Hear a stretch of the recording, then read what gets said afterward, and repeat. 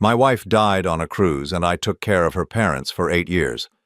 On a business trip to Italy, I saw a woman identical to her, with another husband and triplets. I decided to follow them. And the shock was absolute when I discovered the truth.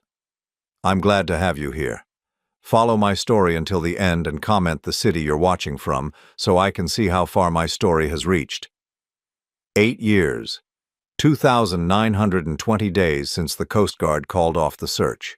Since they handed me Carrie's purse, waterlogged and empty, pulled from the wreckage of Deck 7. Since I became a widower at 55, inheriting not just grief but a promise I never thought I'd have to keep. The morning routine never changes. 6:30 sharp. I unlock the front door of the house that still smells like her perfume in unexpected corners. Eleanor sits in her wheelchair by the kitchen window staring at nothing, her fingers working the hem of a blanket that's been washed so many times it's lost all color.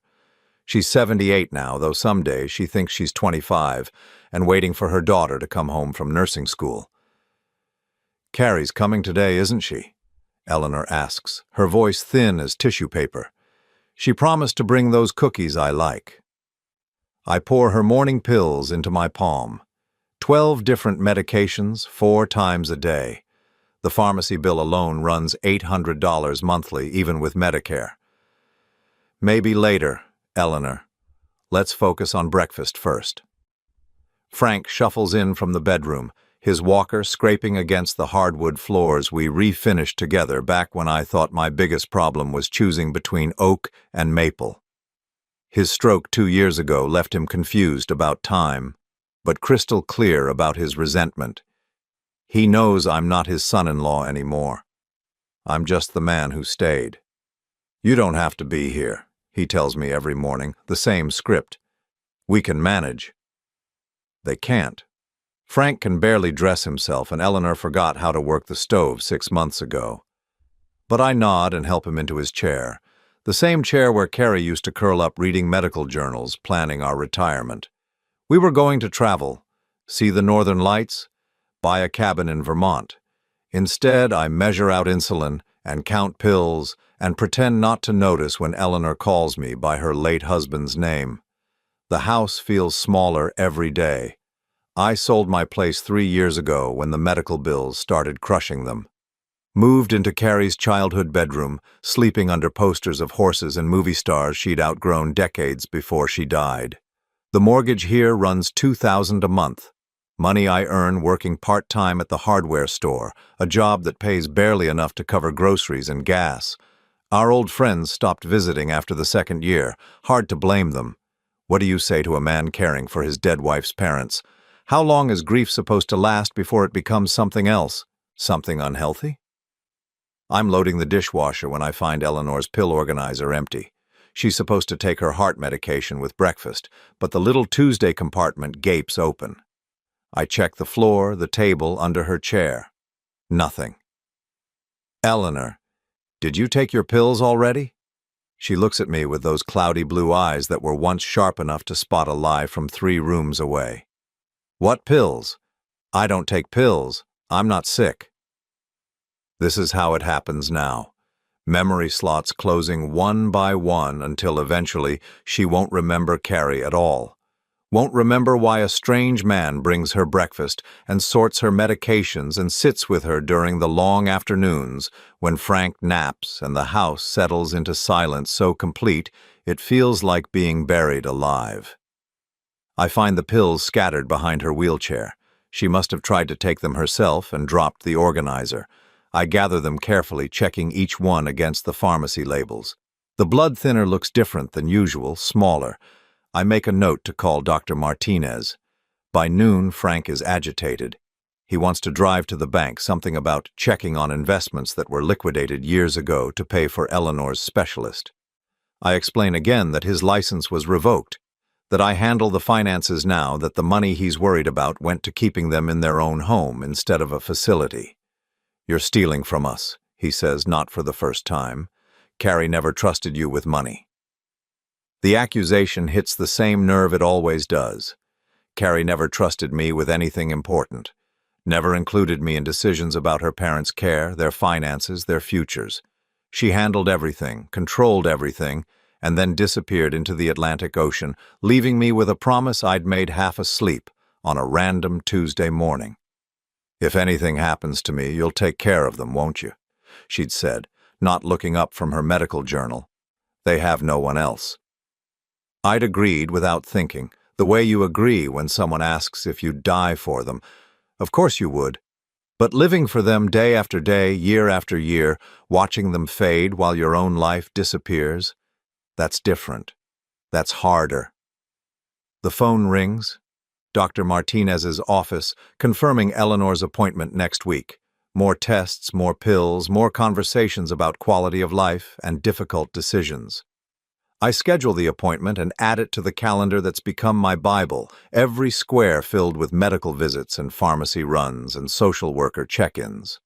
After lunch, I sit at the kitchen table with the bills spread in front of me like evidence of failure. The mortgage payment is due in 6 days. The electric bill is overdue. Frank's physical therapy costs $150 per session, twice a week, because insurance decided he's improved enough to cut coverage. I open the bank statement with the same sick anticipation I've felt for years. Checking account balance, $1,437. Savings account, 0. Carrie had a life insurance policy through the hospital where she worked.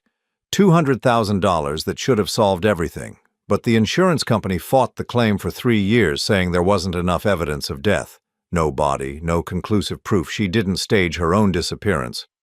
By the time they finally paid, the legal fees and accumulated debt had devoured most of it. I close the statement and lean back in the chair that's seen 25 years of family dinners, birthday celebrations, Christmas mornings. Carrie's chair, still positioned at the perfect angle to see both the stove and whoever's coming through the front door. She was always watching, always managing, always 3 steps ahead of everyone else. In the afternoon quiet, with Eleanor dozing and Frank muttering at the television, I allow myself 5 minutes of dangerous thinking. What if I hadn't made that promise? What if I'd helped them find a good facility and kept my own life? What if I'd honored Carrie's memory without sacrificing my future? But then Eleanor wakes up crying, confused about where she is, calling for her daughter, and I go to her like I always do because that's who I am. The man who stays. The man who keeps promises even when they're killing him slowly, one day at a time. The mail brings another piece of the past today. A thick envelope from a law firm in Boston with my name typed in formal letters that make my stomach clench. Inside, documents about the estate of someone I've never heard of. Theodore Cromwell, apparently my late uncle on my mother's side. A man who died 3 months ago and left me $150,000. I read the letter twice before the words sink in. Uncle Theodore, my mother's brother who moved to Italy 30 years ago and sent Christmas cards signed with just his initials. The uncle I met once at a funeral when I was 12, who smelled like pipe tobacco and spoke with an accent I couldn't place. The inheritance comes with one condition. I have to travel to Florence to sign papers and meet with his Italian attorney. Something about properties that need to be evaluated and decisions that require my presence. Eleanor calls from the living room, her voice sharp with panic. "Walter! Walter, there's a man in the house!" I fold the letter and put it in my pocket. Frank has wandered into the hallway again, confused and looking for the bathroom that's been in the same place for 40 years. I guide him back, reset Eleanor's anxiety with gentle words and her afternoon medication, and return to the kitchen where the inheritance letter waits like a door I'm afraid to open. $150,000, enough to secure Eleanor and Frank's care for years, enough to give me a chance at something resembling a life. But Italy, a trip that would mean leaving them for, at least a week, trusting their care to strangers, breaking the routine that's held us all together for 8 years. I read the letter one more time, focusing on the deadline. I have 60 days to claim the inheritance, or it goes to charity. 60 days to decide if I'm brave enough to step outside this house, this responsibility, this life I never chose but have worn like a uniform for so long I've forgotten what I look like without it. The sun sets early in October, casting long shadows through windows that need cleaning. Eleanor asks about Carrie again, the same question that punctuates every day like a heartbeat. Frank falls asleep in his chair, his breathing rough and labored. And I sit at the kitchen table staring at documents that promise freedom I'm not sure I remember how to use. Tomorrow I'll call the lawyer in Florence. I'll ask about timing, about how long I'd need to stay, about whether this impossible gift might finally be the answer to prayers I stopped believing anyone was listening to. Tonight, though, I fold the letter carefully and put it in the drawer with all the other papers that document our slow decline. Next to Carrie's death certificate, her insurance papers, the medical bills that never stop coming. 8 years of faithful service, 8 years of putting her parents first, honoring her memory, keeping a promise that's cost me everything I thought I wanted. Maybe it's time to find out what I want now. The flight to Florence takes 14 hours with a connection in Frankfurt. 14 hours of recycled air and airline coffee, reading the same magazine page 12 times while my mind spins through everything that could go wrong back home. I've left Eleanor and Frank with Martha Henley, a retired nurse who costs $150 a day, but came highly recommended by their doctor. Before leaving, I spent 2 days writing detailed instructions. Eleanor's pills sorted by time and color, Frank's bathroom schedule mapped to the hour, emergency numbers taped to every surface. Martha listened patiently and assured me she'd managed worse cases, but I caught her studying the list with the expression of someone realizing she'd underestimated the job. "They're not difficult," I'd explained, watching Frank try to put his shoes on the wrong feet for the 3rd time. Just, particular about routine. Now somewhere over the Atlantic at 30,000 feet, I wonder if this trip is the most selfish thing I've done in 8 years. The inheritance could wait, couldn't it? Uncle Theodore has been dead for 3 months already. What's another few weeks? But the lawyer's email had been clear. The Italian courts move slowly, and if I miss this window, the estate will be tied up for years. $150,000. Enough to secure Eleanor and Frank's future, to maybe buy myself a small apartment somewhere, to stop counting pills and measuring my life in medical appointments. I sleep fitfully and dream of Carrie. She's standing on the deck of a cruise ship, wearing the blue dress she loved, waving goodbye. In the dream, I'm trying to reach her, but the deck keeps getting longer, the distance between us stretching like taffy. She's saying something I can't hear over the sound of the ocean. I wake as we descend into Florence, the Tuscan countryside spread below like a postcard. Rolling hills dotted with cypress trees, red-tiled roofs catching the morning sun, vineyards arranged in precise geometric patterns. It's nothing like the gray October I left behind in Massachusetts. The Hotel Davanzati sits in the heart of the historic district, a converted Renaissance palace where every surface tells a story I don't know how to read. My room is small but elegant, with windows that open onto a narrow street where Vespas navigate between pedestrians like schools of fish. The sound is constant but somehow soothing. Voices calling in Italian, church bells marking the hours, the clip-clop of horses pulling tourist carriages. I shower off the airplane smell and change into the one good shirt I packed. The lawyer expects me at 10:30, which gives me an hour to walk through the city and remember what it feels like to move without purpose, to see things that aren't medical equipment or grocery lists. Florence assaults the senses in ways I'd forgotten cities could. The smell of fresh bread from bakeries that have occupied the same corners for centuries. Coffee so strong it makes my eyes water. Leather goods displayed in shop windows, their rich scent mixing with the exhaust from tour buses and the green smell of the Arno River.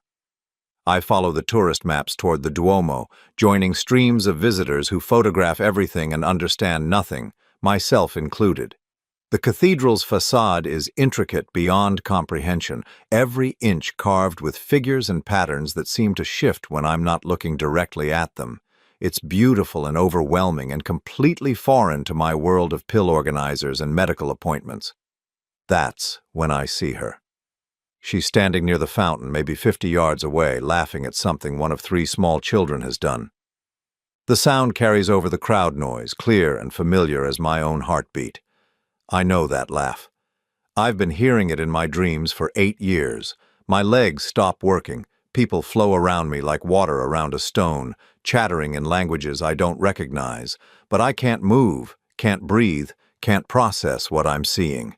It's Carrie, not someone who looks like her, not a trick of light or wishful thinking or grief-induced hallucination. It's Carrie, my wife, standing in the Italian sunshine playing with 3 children who look exactly like her, while a tall man with graying temples watches with the expression of someone completely, utterly happy. She's wearing clothes I've never seen, expensive-looking things that fit her perfectly. Her hair is shorter, styled differently, but it catches the light the same way it did when she was 25, and we were planning a future that ended in the North Atlantic. She moves with the same quick grace, gestures with her hands when she talks, tilts her head when one of the children demands her attention.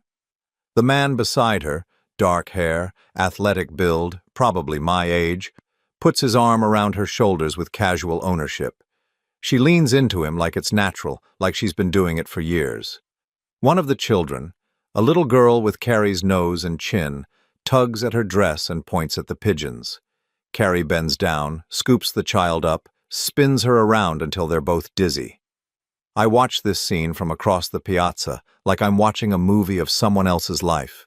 The man who looks like a husband, the children who look like his children, the woman who looks exactly like my dead wife, living a life I never knew existed. They start walking toward the cathedral, the little family group moving with easy coordination. The man carries one child on his shoulders while Carrie holds hands with the other 2. They're heading directly toward me, and I should move, should do something, but my brain has stopped sending signals to my body. As they get closer, I can see details that make my chest tighten. The small scar on Carrie's left hand from when she cut herself making dinner our 2nd year of marriage. The way she walks with her left foot turned slightly outward, the result of breaking her ankle in college. The birthmark on her neck, just below her right ear, shaped like a crescent moon. It's her. There's no doubt, no room for rationalization or denial. My wife, who died 8 years ago, is alive and walking through Florence with another man's children, wearing another man's ring on her finger. They pass within 10 feet of me. I catch a fragment of her voice as she tells one of the children to stay close, speaking in accented English that sounds almost native. She doesn't see me. Her attention is completely focused on the family around her, the life she's built, the identity she's chosen. I follow them, not consciously, not with any plan or intention, but my feet start moving and suddenly I'm part of the tourist flow, heading toward the cathedral entrance. I keep my distance, hiding behind tour groups and vendor stalls, but I can't stop watching her. The way she automatically checks to make sure all 3 children are accounted for. How she shares a look with the man that speaks of private jokes and shared understanding. The comfortable intimacy of people who've known each other long enough to communicate without words. They don't enter the cathedral. Instead, they turn down a side street lined with gelato shops and souvenir stands.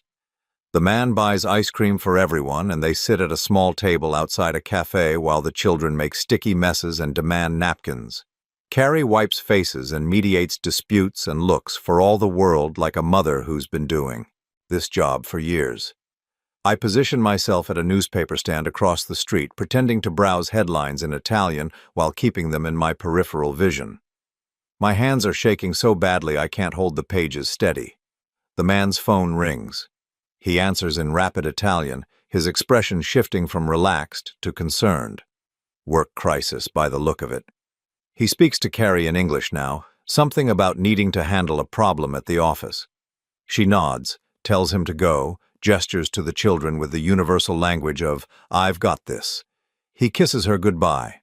Not a quick peck, but the kind of kiss that belongs to people who still like each other after years of marriage.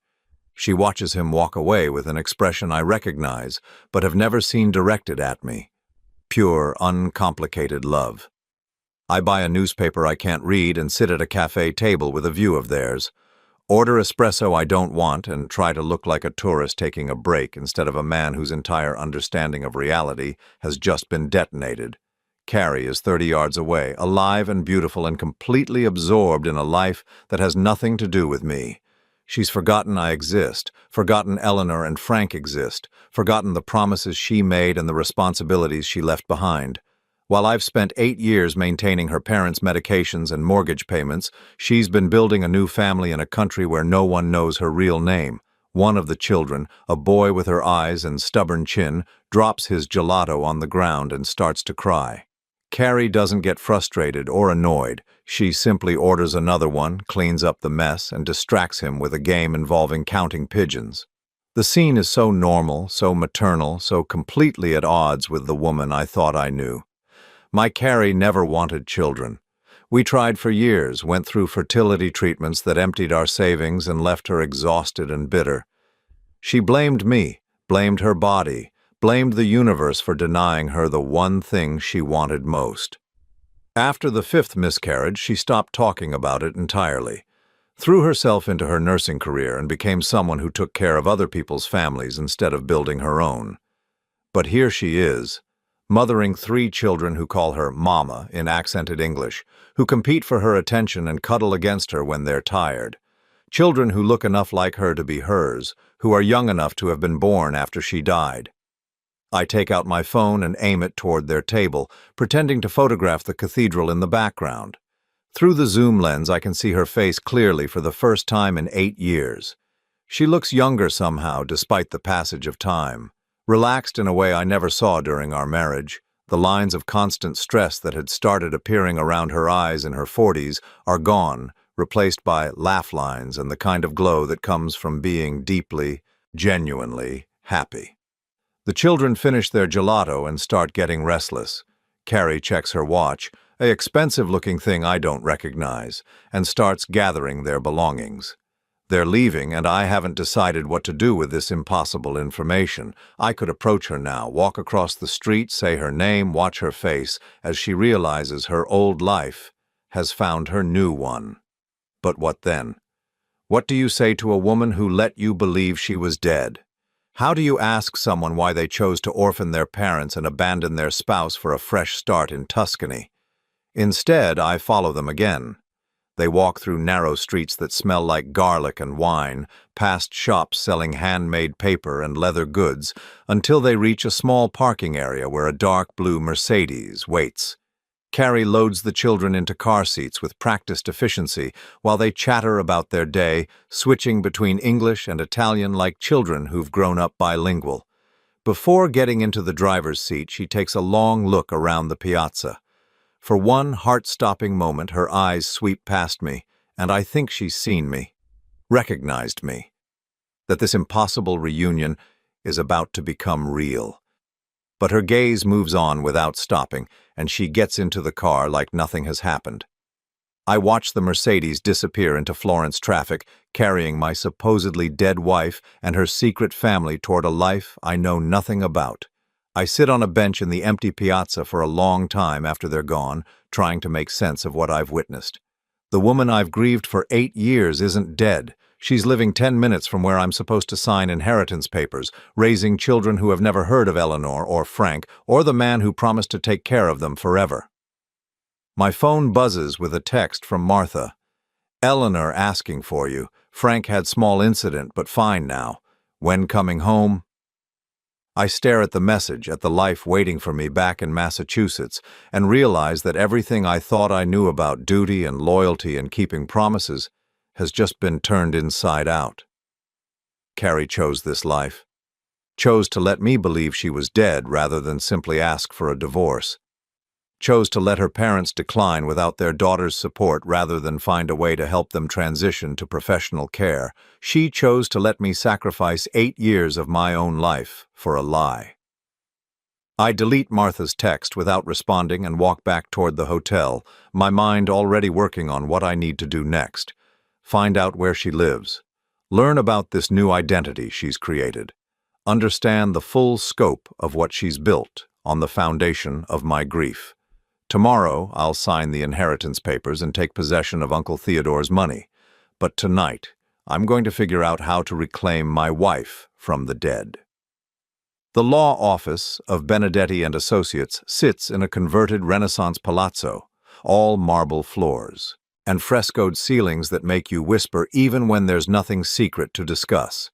I sign the inheritance papers with hands that still shake from yesterday's revelation, barely listening as the elderly lawyer explains property details and tax obligations in careful English. Uncle Theodore left me more than money. There's a small apartment in the Oltrarno district, rented to an artist who pays €500 monthly. A wine shop near the Mercato Centrale that generates steady income, properties that tie me to Florence for reasons I'm only beginning to understand. Your uncle, he was very specific about the timing, Signor Benedetti says, adjusting his wire-rimmed glasses. He wanted you to come here personally to see what he built. Strange, no? A man you barely knew, leaving you a life in Italy. I nod and sign another document, my attention split between legal formalities and the impossible knowledge that my dead wife lives somewhere in this city. The lawyer hands me keys to properties I never asked for and an envelope thick with documents I'll need to study later. There is one more thing, he says, producing a smaller envelope marked with my name in Uncle Theodore's spidery handwriting. A personal letter. He insisted I give this to you after the legalities were complete. I pocket the letter without reading it.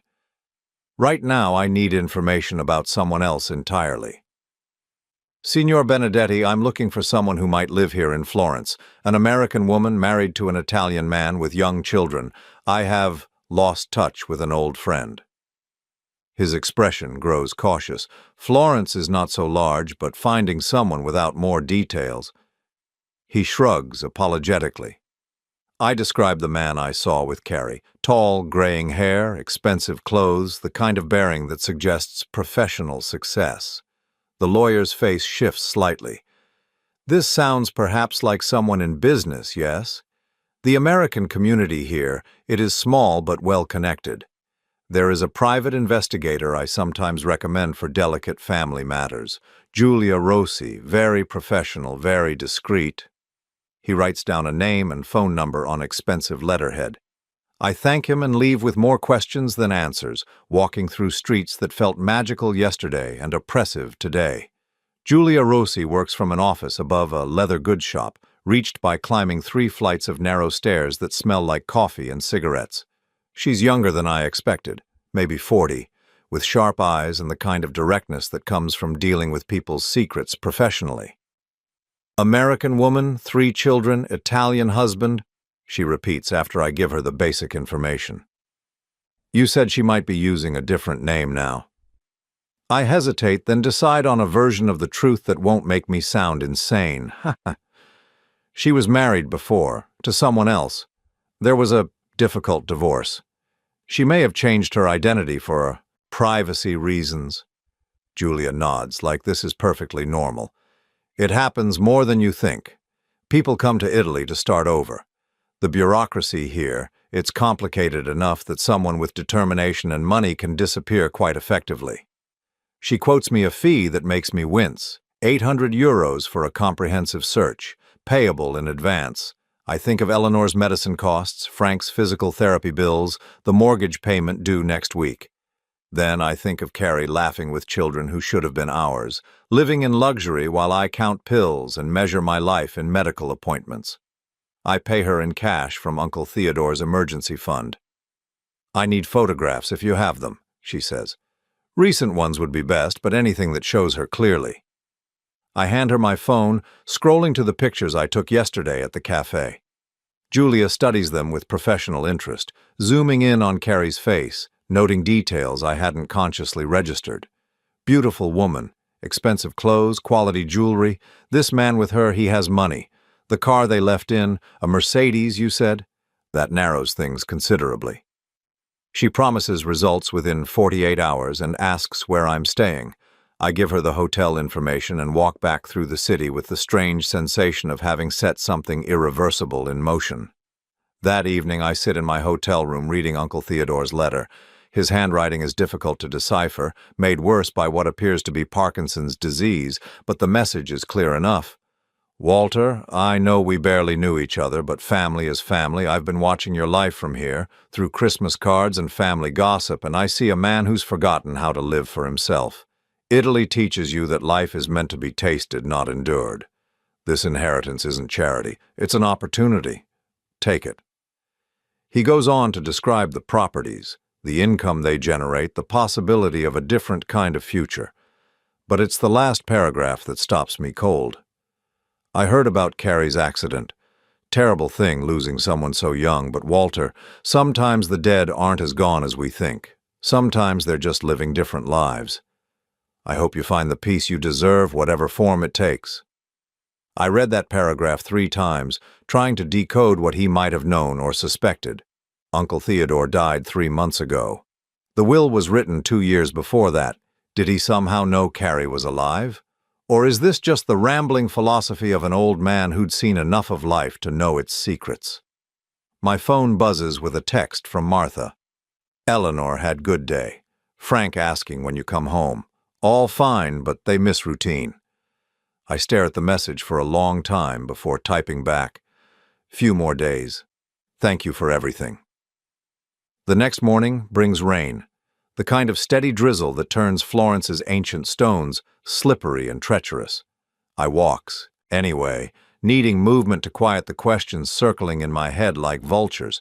8 years of grief, 8 years of sacrifice, 8 years of believing I was honoring her memory while she was building a new life 6,400 miles away. I find myself at the Ponte Vecchio watching tourists photograph the jewelry shops that line the medieval bridge. Couples pose for selfies, their faces bright with the kind of happiness that belongs to people whose biggest worry is choosing the right filter for their vacation photos. A family passes by, mother, father, 2 young children arguing over gelato flavors. The mother has dark hair like Carrie's, and for one heart-stopping moment I think it might be her. Think I've stumbled across them again by accident. But when she turns, it's a stranger's face, kind but unfamiliar. How many times over the years have I seen her in crowds, in grocery stores, in the peripheral vision that tricks grieving minds into false hope? How many women have I followed for half a block before realizing they were someone else entirely, leaving me hollow with disappointment? Except yesterday wasn't false hope or wishful thinking. Yesterday was real. Julia calls that afternoon with the efficiency of someone who takes pride in delivering results quickly. I found them, she says without preamble.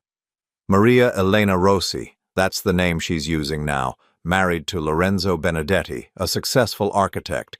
They live in a villa in the hills above Fiesole, quite exclusive. The children are triplets, born 6 years ago, according to public records. My legs give out and I sit heavily on the hotel room's narrow bed. Triplets. Born 6 years ago, 2 years after Carrie supposedly drowned. Children she conceived and carried and delivered while I was learning to manage Eleanor's medications and Frank's physical therapy schedule. The marriage license was filed 7 years ago, Julia continues, but there are some irregularities in her documentation. The birth certificate showing her as Maria Elena Rossi appears to be authentic, but it was issued only 8 years ago, replacing documents that were supposedly lost in a fire. Very convenient. What about before that? Her life in America? Nothing official. If Maria Elena Rossi existed before 8 years ago, she left no paper trail. It's as if she materialized fully formed with a new identity and a romantic history with Lorenzo Benedetti. 8 years ago.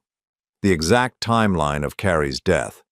The woman who drowned in the North Atlantic was reborn in Tuscany with a new name, a new husband, and a fertility she'd never had with me. There's something else, Julia says. I've been asking discreet questions in their neighborhood. The story is that Maria Elena was a nurse who met Lorenzo when he was recovering from a skiing accident. She saved his life. They fell in love. Classic romance. But the details are vague and no one seems to know where exactly this happened. Skiing accident. I remember Carrie's nursing skills, how capable she was in medical emergencies, how she'd always known exactly what to do when someone was hurt or sick. She'd have been the perfect person to care for an injured, wealthy man in a foreign country. Do you want me to continue digging? Julia asks. I can find out more about Lorenzo's business, their financial situation, where exactly they met. Yes, I say, my voice stronger than I feel. Everything you can find. After she hangs up, I sit in the growing darkness of my hotel room, processing what I've learned. Carrie didn't just survive that cruise ship accident, she planned it. Created a new identity, established a new history, found a new husband, and had the children she'd always claimed she couldn't have. while I spent 8 years thinking I was honoring her memory. I call Martha to check on Eleanor and Frank. Everything is fine, she reports, but Eleanor is becoming more confused about where I am. She keeps asking when Carrie is coming home. She had a moment of clarity yesterday, Martha explains.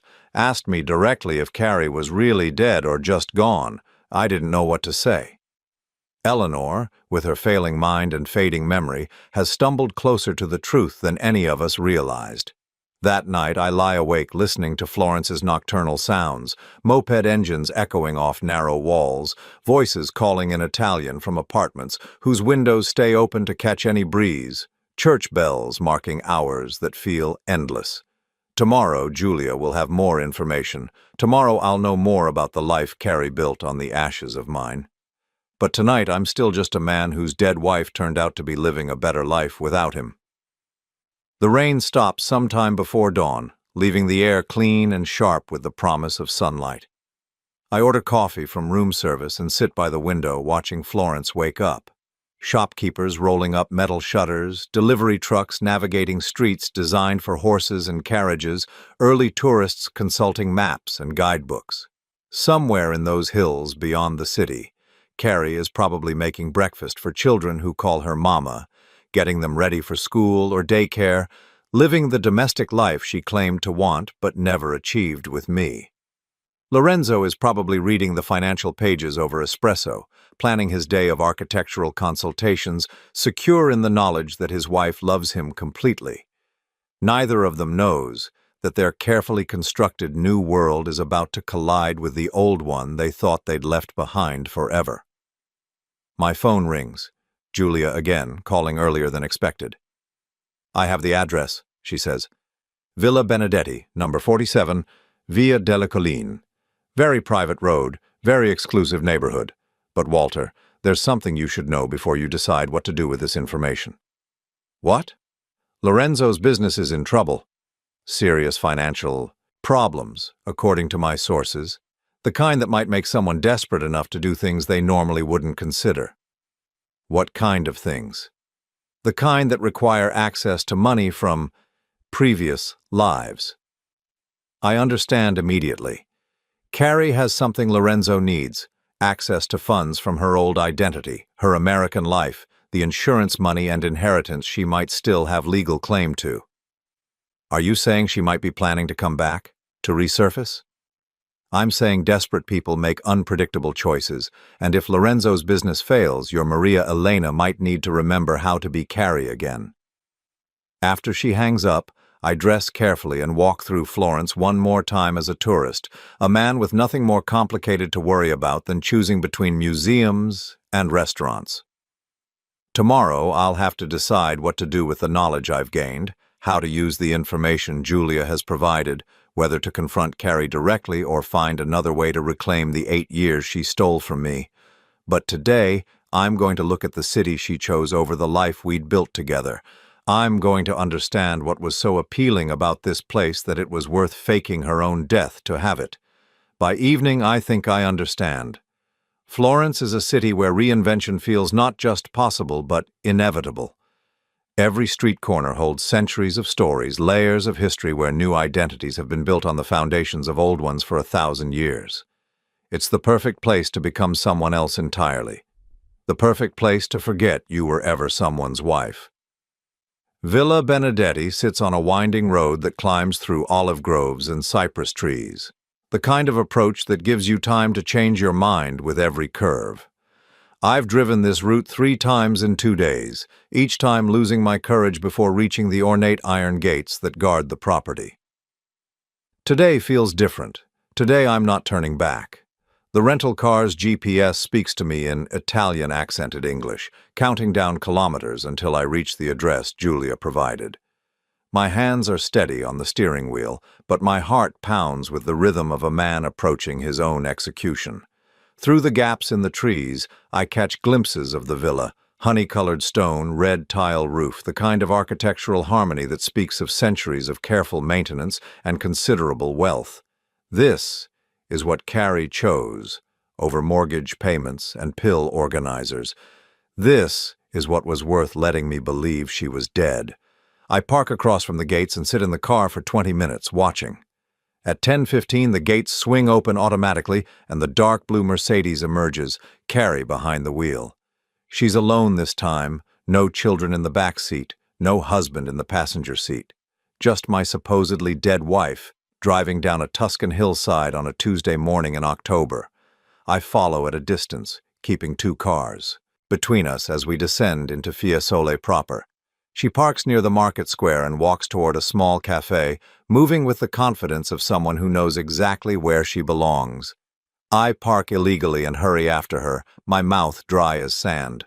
She orders at the counter in fluent Italian, laughing at something the barista says, completely at ease in this life she's built. When she sits at a small table outside, I force my legs to carry me forward. "Hello, Carrie."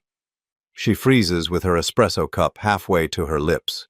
For one infinite moment, she's trapped between her old identity and new one, unable to pretend she doesn't know me, unable to maintain the fiction that Maria Elena Rossi has never heard the name Carrie spoken with an American accent. Then she sets the cup down carefully and looks at me with eyes I remember from 1,000 mornings, 1,000 conversations, 1,000 promises about growing old together. "You're supposed to be dead," she says quietly. "Funny, I was thinking the same thing about you." Her face cycles through expressions: shock, fear, calculation, resignation.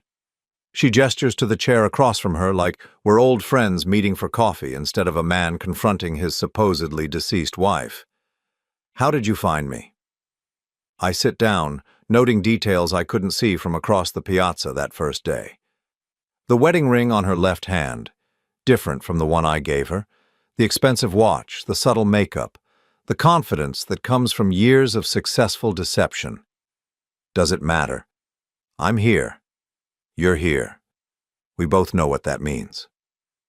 She glances around the cafe, checking to see who might be listening, who might witness whatever comes next, the survival instinct of someone who's been living a lie for 8 years.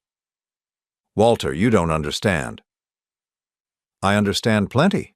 I understand that while I've been taking care of your parents, you've been playing house with someone else. I understand that you let me believe you were dead rather than simply asking for a divorce. I understand that you had children with him after telling me for 15 years that you couldn't get pregnant." The last accusation hits like a physical blow. She flinches, her carefully maintained composure cracking just enough to let me see the woman I used to know hiding underneath. "The children aren't mine," she says quietly. I stare at her. "What?" "They're Lorenzo's. From his previous marriage. Their mother died in a car accident when they were babies." She meets my eyes, daring me to call her a liar. "I adopted them legally. They call me Mama because I'm the only mother they remember." The simple explanation shifts everything I thought I knew about this new life of hers. Not the fertility miracle I'd imagined, not the fresh start with babies who proved she could have what she'd always wanted. Just a widowed man who needed someone to help raise his children and a woman desperate enough to fake her own death for the chance. "That doesn't change anything else," I say, though my voice has lost some of its edge. "You're still alive. You still let me believe you were dead." She looks away, watching pedestrians navigate the narrow streets of Fiesole like she's memorizing escape routes. "I was drowning, Walter." "In the cruise ship accident?" "Because I read the reports." "No." She turns back to me, her voice sharp. "I was drowning in our life, in taking care of my parents, in pretending to be happy, and watching you be content with a marriage that was killing me slowly." The words land like slaps. 25 years of marriage reduced to suffocation, to a life she couldn't wait to escape. You could have talked to me. We could have worked it out, gotten counseling, figured something out that didn't involve faking your death and abandoning your responsibilities. She laughs, but there's no humor in it. "When, Walter? Between my mother's doctor appointments and my father's physical therapy? Between your job and the house and the bills and all the things that had to be done every single day? When exactly were we supposed to have that conversation?" "We were partners, Carrie. We were supposed to figure things out together." "We were never partners. I managed everything, made all the decisions, carried all the weight, and you You went along with whatever I decided, because it was easier than taking responsibility yourself. The accusation stings, because there's truth in it. I had let her manage our life, handle the difficult conversations with her parents, make the hard decisions about their care. I'd been the supportive husband who agreed with whatever she thought was best. So you decided to disappear instead of asking for help? I decided to take the only opportunity I'd ever had to choose my own life. She leans forward, her voice dropping to almost a whisper. Do you know what it's like to realize at 50 that you've never made a single decision based on what you wanted? That every choice you've ever made was about duty or obligation or what other people needed from you? I know what it's like to spend 8 years honoring a promise to a dead woman who turned out to be alive and selfish. The word selfish hits its target. She sits back like I've struck her, color draining from her face. Your parents are dying, Carrie. Eleanor has Alzheimer's. She asks for you every day. Frank had a stroke 2 years ago and barely recognizes me half the time. But I'm still there, still taking care of them, still keeping the promise I made to someone who apparently never existed. Tears gather in her eyes, the first crack in her composure since I sat down. How are they? Really? Dying slowly and expensively. The house is mortgaged to pay for their care. I work part-time at a hardware store to cover their medications. I haven't had a day off in 3 years because I can't afford to hire help. She covers her face with her hands, shoulders shaking slightly. For a moment, she's not Maria Elena Rossi, successful expatriate living the Tuscan dream. She's Carrie, the woman who used to cry when she thought about her parents getting old. I never meant for it to go on this long, she whispers. How long did you mean for it to go on? How long were you planning to let me sacrifice my life for your lie? She doesn't answer immediately. When she looks up, her eyes are red but determined. I met Lorenzo on the cruise. He was traveling with friends, recovering from his wife's death. We talked one night, just talked, but it was the first real conversation I'd had with a man in years. The first time someone saw me as something other than a daughter, or a wife, or a nurse. So you fell in love and decided to fake your own death? Just like that? Not just like that. I spent months planning it, getting the documentation, setting up accounts, making sure everything would work. She pauses, seeming to realize how calculated that sounds. The accident part was real, Walter. There really was an emergency on the ship, but instead of trying to help, I jumped. The simple confession hangs between us like a bomb waiting to explode. She jumped, abandoned ship while other people were dying, used their tragedy as cover for her disappearance. People died in that accident, Carrie. I know. I think about it every day. Her voice is barely audible. But I was already dead, Walter. Had been for years. I was just making it official. While I was making it real. 8 years of grief, 8 years of guilt, 8 years of believing I should have somehow saved you. I never asked you to grieve for me. The casual cruelty of the statement takes my breath away. You didn't ask me not to either. You let me believe you were dead. You let your parents believe their daughter was gone forever. And what was I supposed to do? Come back and explain that I'd rather be dead than live the life I had? Destroy Lorenzo's happiness and the children's stability just so you could feel better about your choices? My choices! I lean forward, anger finally overriding shock. What choices did I have? You disappeared and left me with all the responsibilities. You made the choice to leave, and I had to live with the consequences. You could have put them in a facility. You could have moved on, found someone new, built a different life. On what money? With what time? And how exactly was I supposed to move on from my wife's death when I was still taking care of her parents every single day? She has no answer for that. For the first time since I sat down, she looks genuinely ashamed. Lorenzo doesn't know, she says quietly.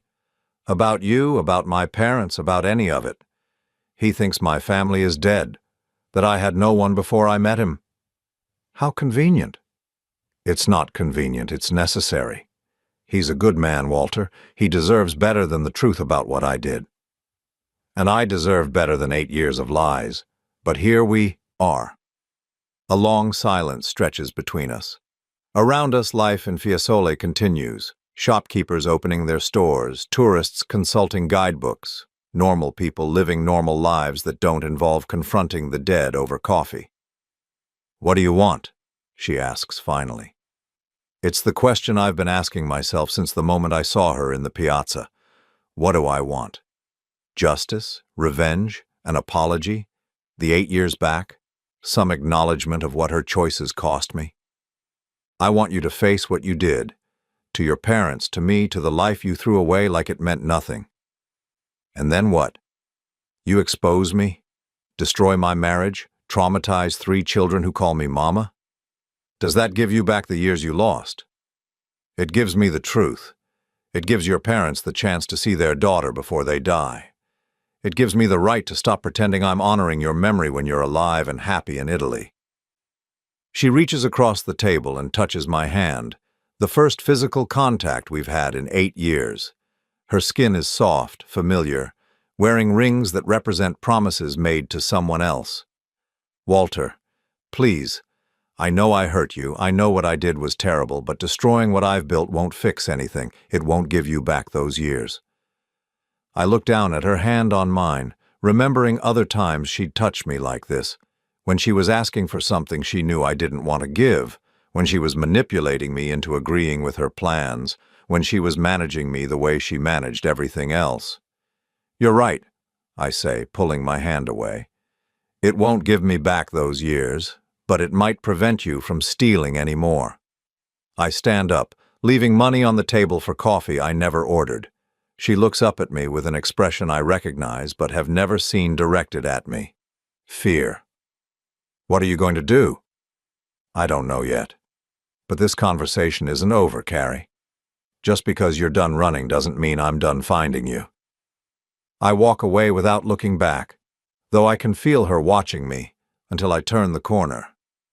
My hands are shaking as I unlock the rental car, adrenaline and anger and 8 years of suppressed grief finally finding their voice.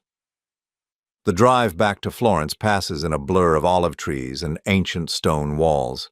I keep replaying the conversation, her words, her casual admission that she'd rather let me believe she was dead than deal with the inconvenience of divorce. She jumped. While other people were dying, while rescue workers were risking their lives, while I was sitting at home wondering why she hadn't called to say she'd made it safely to port, she was jumping overboard with false documentation and a plan to disappear forever. By the time I reach the hotel, one thing is crystal clear. This isn't over.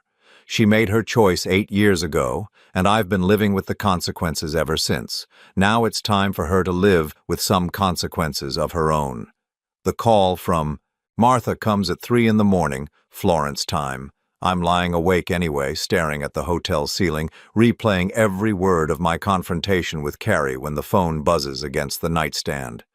Walter, I'm sorry to call so late, but it's Eleanor. She's in the hospital. My stomach drops. What happened? She fell trying to get to the bathroom around midnight, broke her hip. She's stable, but... Martha's voice wavers. She keeps asking for Carrie. She's completely confused about where she is when it is. The doctor says the trauma has made her dementia worse. I'm already reaching for my clothes, my mind calculating flights, logistics, the impossibility of being where I need to be quickly enough to matter. I'll catch the first flight home. Walter, there's something else. Frank's not handling this well. He's convinced something terrible has happened to you too. He tried to call the police to report you missing. Of course he did. Frank's stroke-addled brain can't process the concept of international travel or time zones. In his reality, I left without explanation, and now Eleanor is in the hospital, and his entire support system has collapsed. I'm coming home, I tell Martha, today. After I hang up, I sit on the edge of the hotel bed, holding my head in my hands. Eleanor is 81 years old with a broken hip and advancing dementia. Frank is 83 and can barely manage his own medications, let alone a medical crisis. They need me. But they're not the only ones who need something from me. I call Julia Rossi, despite the early hour. I need everything you can find about Carrie's financial arrangements, I tell her. bank accounts, property ownership, anything that connects her old identity to her new one. That will take time and access to records that aren't exactly public. I'm flying back to the United States today. My wife's mother is in the hospital, and I need to know what I'm dealing with before I decide what to do next. There's a pause. Your wife? But I thought... My wife, who died 8 years ago, but turned out to be living in Florence under an assumed name. Yes, that wife. Julia is quiet for a moment, processing this information like the professional she is. I'll have something for you within 24 hours. Where should I send it? I give her my email address and hang up, then start packing with the mechanical efficiency of a man whose life has just shifted back into crisis management mode. The inheritance papers go into my carry-on bag, along with Uncle Theodore's letter and the keys to properties I may never see again. The flight home is a blur of airports and delays and recycled air that tastes like regret. I land in Boston 12 hours later to gray October skies and the smell of impending winter. Martha meets me at the hospital, her face drawn with exhaustion. She's sedated right now, she explains as we walk through corridors that smell like disinfectant and despair. The surgery went well, but she's very confused. She thinks it's 1985 and she's waiting for Carrie to graduate nursing school. Eleanor looks impossibly small in the hospital bed, her hips stabilized with pins and screws that will never fully heal at her age. Frank sits beside her, holding her hand and talking softly about things that happened 40 years ago. "Walter," he says when he sees me, relief flooding his face. "Where have you been? Eleanor's been asking for you." I don't correct his confusion about who Eleanor was asking for. Let him believe she wanted me instead of the daughter who abandoned them both. "I'm here now," I tell him. "Everything's going to be okay." But nothing is okay, and we all know it. Eleanor's break marks the beginning of the end, the moment when independent living becomes impossible and difficult decisions can no longer be postponed. She'll need round-the-clock care now, supervision, assistance with everything from eating to bathing. That night I sit in their kitchen surrounded by pill organizers and medical bills, calculating costs I can't afford. A nursing facility that can handle Eleanor's needs runs $8,000 monthly.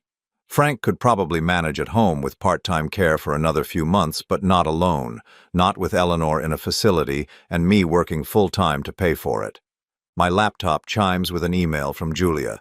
The subject line reads, "What you asked for and what you didn't."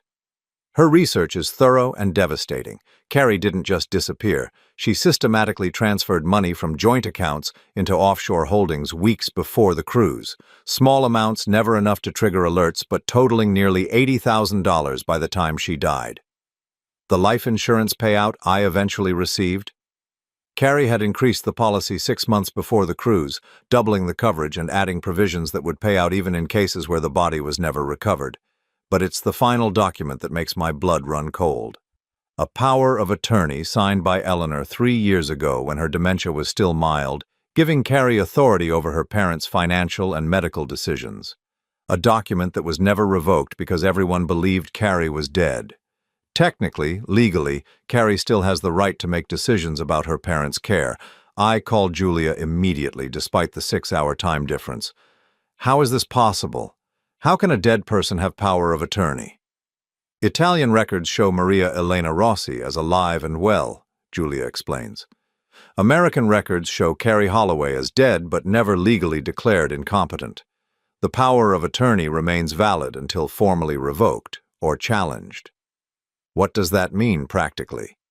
It means if your wife surfaces and claims her parents, she has legal standing to do so. It means she could move them to Italy, put them in facilities there, control their inheritance. The inheritance, Eleanor and Frank's modest savings, the equity in their house, the small life insurance policies they've maintained, maybe $200,000 total, but enough to solve Lorenzo's business problems if Carrie can access it legally. There's more, Julia continues. Lorenzo's architectural firm is in serious trouble. They owe contractors, suppliers, banks. The villa is mortgaged to the ceiling. If he can't find money soon, they'll lose everything. Suddenly, Carrie's presence in Florence makes perfect sense. She's not there permanently. She's positioning herself for a rescue operation, waiting for the right moment to resurface and claim her parents' assets before they die and the inheritance goes to probate. I hang up and stare at the documents spread across the kitchen table. 8 years of sacrifice, of honoring promises, of putting their needs before my own, and she's been planning to swoop in at the end and claim credit for everything. The next morning brings news that forces my hand. Eleanor's doctor wants to discuss care transitions and end-of-life planning. Frank's blood pressure is dangerously elevated, stress-related according to his cardiologist. They both need decisions made, arrangements put in place, family members who can take responsibility for what comes next. Family members like the daughter who supposedly died 8 years ago but has never been legally declared dead. I drive to the lawyer's office with a plan forming in my mind. Not revenge, exactly, but justice. Carrie made her choice to disappear, to build a new life on the foundation of our destroyed one. Now she can live with the consequences. The lawyer, a woman named Patricia Chen, who specializes in elder care, listens to my story with the poker face of someone who's heard everything. "You want to have your wife declared legally dead," she summarizes, "even though you now know she's alive. I want to protect her parents from someone who abandoned them 8 years ago and might return to exploit them in their most vulnerable moments." That's not exactly how the legal system works, Mr. Holloway. You can't declare someone dead if you have proof they're alive. Then what can I do? Patricia studies the documents I've brought, the power of attorney that gives Carrie control, the medical reports that show Eleanor and Frank's declining capacity. You can petition for guardianship yourself. Argue that the person who holds power of attorney has been absent for 8 years, hasn't participated in their care and therefore has effectively abandoned her responsibilities. Would that work? It might. But if she surfaces and challenges it, claims she was incapacitated or unavailable due to circumstances beyond her control, it could get complicated. I think about Carrie sitting in that cafe in Fiesole, healthy and happy and living a life funded by money she stole from our joint accounts. Incapacitated is not a word that applies to Maria Elena Rossi. How long would the process take? With their current medical status and clear documentation of abandonment, maybe 6 weeks for temporary guardianship, 3 months for permanent. I authorize her to file the paperwork that afternoon. Eleanor and Frank Holloway deserve protection from the daughter who chose to let them believe she was dead rather than deal with the inconvenience of caring for them. That evening, I sit in their living room, surrounded by 8 years of accumulated medical equipment and pill organizers and the detritus of lives slowly ending. Frank is asleep in his chair, his breathing labored.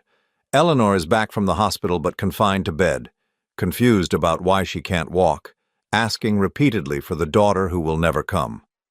My phone buzzes with a text from an international number I don't recognize. "I heard about Eleanor. I'm sorry, please don't do anything rash. We need to talk." I stare at the message for a long time, then delete it without responding. She's right.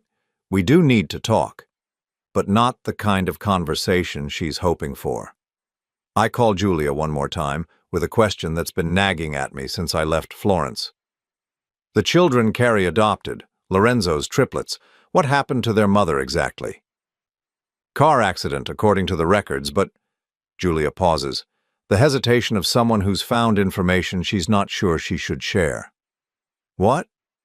The accident was 6 weeks after Carrie arrived in Italy, and the woman who died? She was healthy, young, no history of medical problems, but she'd been asking questions about Lorenzo's new girlfriend, trying to verify her background. The implication hangs between us like a toxic cloud. I think Maria Elena Rossi has been very lucky in her timing.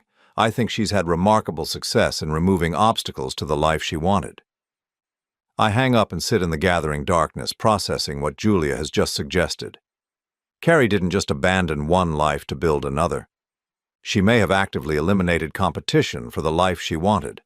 Eleanor calls from her bedroom, her voice weak and confused. "Walter, is Carrie home yet? She promised to bring dinner." She's not coming home, Eleanor, I tell her gently, but I'm here. I'll always be here. It's a promise I intend to keep, no matter what it costs me. And if Carrie wants to challenge that, she's welcome to try. But this time, she'll be fighting someone who knows exactly who she really is. The guardianship hearing is scheduled for a gray December morning when Boston feels like the edge of the world. Eleanor has been in the care facility for 6 weeks now, her broken hip healing slowly while her mind drifts further from shore each day. Frank visits her every afternoon, though she rarely recognizes him anymore. I'm reviewing notes with Patricia Chen in the courthouse hallway when she arrives. Carrie walks through the doors like she owns the building, dressed in expensive clothes that whisper money and confidence. Her hair is perfectly styled, her makeup flawless, and she moves with the assurance of someone who spent 8 years perfecting the art of reinvention. Behind her walks a man I recognize from photographs. Lorenzo Benedetti, tall and distinguished and completely unaware that the woman he married is someone other than who she claims to be. He holds her arm protectively, scanning the courthouse like he's expecting an ambush. "Mrs. Holloway," Patricia murmurs, "I take it that's your supposedly dead wife." "That's her." Carrie sees me, and her step falters for just a moment before she recovers her composure. She says something to Lorenzo in rapid Italian, and he nods, taking a seat on a bench while she approaches us. "Walter." She extends her hand like we're business associates meeting to discuss a contract. "Thank you for taking care of them while I was away." The audacity of the gesture, the casual rewriting of 8 years of abandonment into a temporary absence, makes my jaw clench. I don't shake her hand. "Carrie. Or should I call you Maria Elena?" Her smile doesn't waver, but something sharp flickers in her eyes. "Carrie is fine. I've come to resume my responsibilities as my parents' caregiver." After 8 years of being dead? After 8 years of recovering from trauma that left me unable to care for anyone, including myself. She's good, I'll give her that. The explanation is just plausible enough to create reasonable doubt, just vague enough to be unprovable. Patricia was right. This is going to be complicated. "Your Honor," Patricia begins when we're called before the judge, "Mr. Holloway is seeking permanent guardianship of Eleanor and Frank Holloway based on 8 years of continuous care and the prolonged absence of their only daughter, who held power of attorney." The judge, a woman in her 60s with gray hair and tired eyes, studies the documents we've submitted. "And now the daughter has returned?" "Mrs. Holloway claims to have been incapacitated due to trauma related to a cruise ship accident 8 years ago," Patricia explains carefully. "However, there is evidence suggesting she was not incapacitated but rather living abroad under an assumed identity." Carrie's lawyer, an expensive-looking man who clearly specializes in making problems disappear, stands smoothly. "Your Honor, Mrs. Holloway suffered severe psychological trauma in a maritime accident that left her unable to function normally. She spent years in recovery, during which time her brother-in-law graciously cared for her parents. Now that she has recovered, she wishes to resume her filial duties." "Mr. Holloway," the judge addresses me directly, "you've been caring for these individuals for 8 years without compensation or legal authority beyond the power of attorney held by Mrs. Holloway?" "Yes, Your Honor." "Why didn't you seek guardianship earlier when it became clear that Mrs. Holloway was not available to make decisions?" It's the question I've been dreading, because the honest answer reveals the depth of my own denial. "I believed she was dead, Your Honor. I was honoring what I thought was her final wish." The judge nods slowly. "And Mrs. Holloway, you've been absent from your parents' care for 8 years, during which time they've both experienced significant health declines and mounting medical expenses. Can you explain this absence?" Carrie stands, her posture perfect, her voice steady.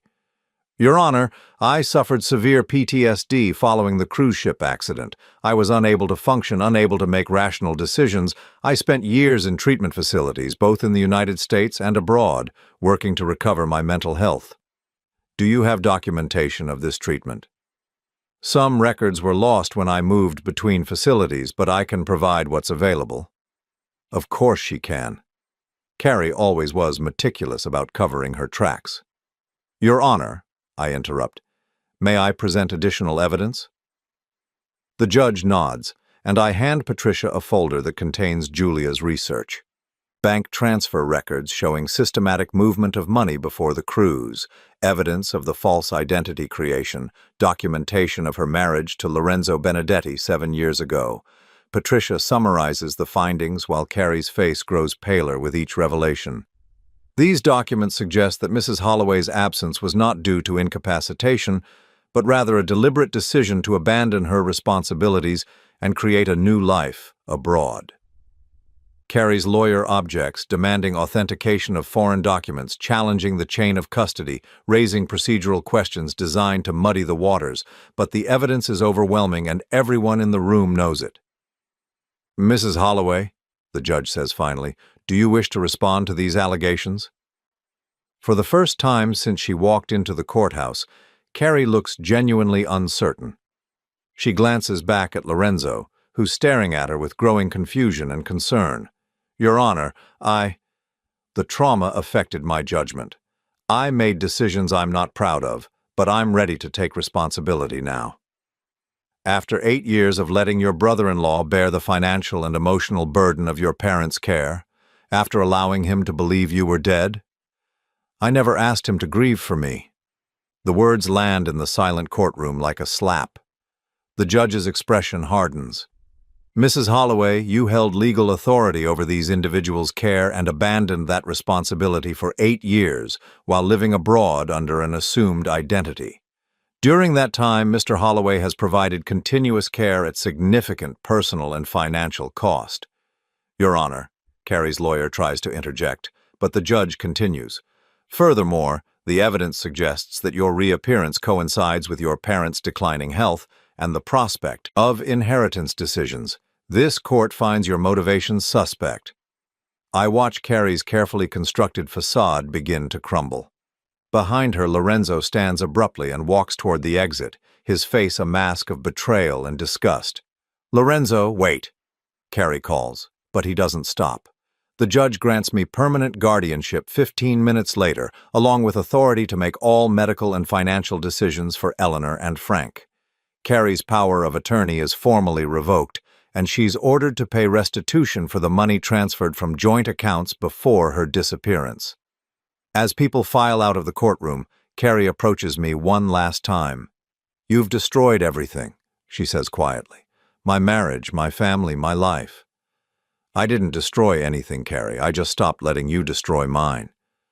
She studies my face for a moment, perhaps looking for some trace of the man who used to agree with everything she decided, who used to let her manage his life along with everyone else's.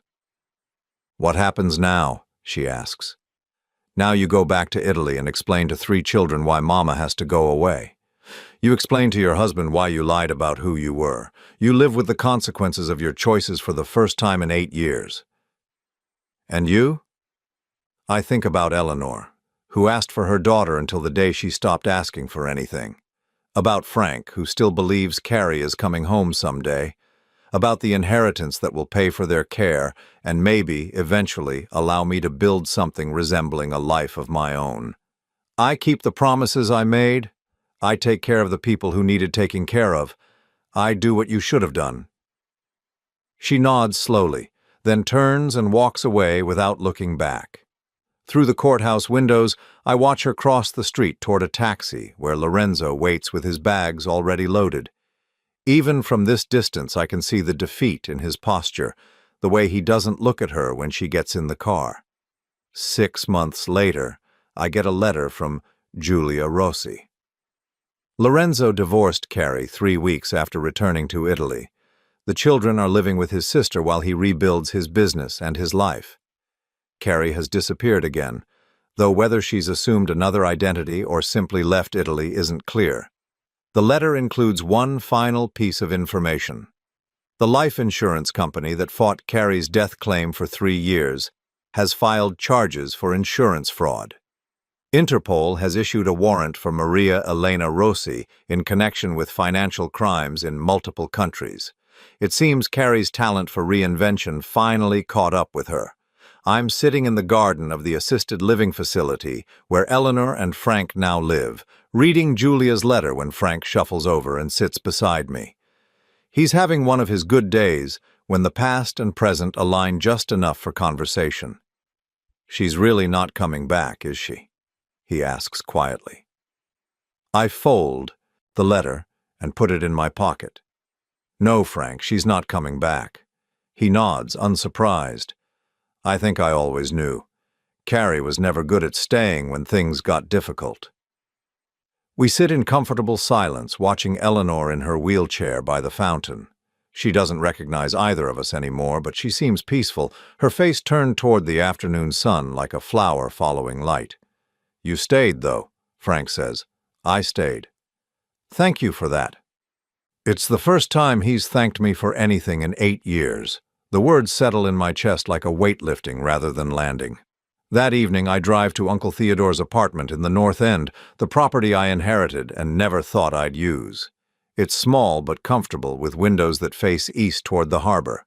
I've been thinking about moving here, starting fresh in a space that isn't filled with medical equipment and memories. The apartment comes furnished with Uncle Theodore's books and photographs, evidence of a life well lived. On the kitchen table, I find a letter he left for me, different from the one the lawyer gave me in Florence. "Walter," it begins in his shaky handwriting, "if you're reading this in the apartment, it means you've decided to stop taking care of everyone else and start taking care of yourself. Good. It's about time." He goes on to explain that he'd been watching my life from a distance, seeing how I'd sacrificed my own happiness to honor obligations that were slowly killing me. The inheritance wasn't just money and property. It was permission to choose myself for once. "Carrie was never worthy of the devotion you gave her," he writes. "I met her once at your wedding, and I could see what she was even then, someone who took everything and gave back only what served her purposes. You deserved better. Walter, you still do." The letter ends with practical advice about the properties, the income they generate, the possibility of a different kind of future. But it's the postscript that makes me smile. The woman who runs the coffee shop downstairs is named Helen. She's a widow, about your age, and she makes the best cannoli in Boston. Ask her about her garden sometime. Trust me on this. I fold the letter carefully and look around the apartment that Uncle Theodore designed as my sanctuary, my escape route, my second chance. Tomorrow I'll visit Eleanor and Frank, make sure their care is properly managed, handle the business of helping them through whatever time they have left. It's a responsibility I'll never abandon, a promise I'll always keep. But tonight, for the first time in 8 years, I'm going to think about what I want. Maybe I'll walk downstairs and try Helen's cannoli. Maybe I'll ask her about her garden. Maybe I'll finally learn what it's like to live a life instead of just honoring one. Outside my window, Boston Harbor stretches toward the horizon where cruise ships dock and passenger trains carry people to new destinations. The same harbor where Carrie supposedly drowned 8 years ago, where her lies began and ended. I pour myself a glass of Uncle Theodore's wine and toast the sunset, the silence, and the strange truth that sometimes losing everything is the only way to find yourself.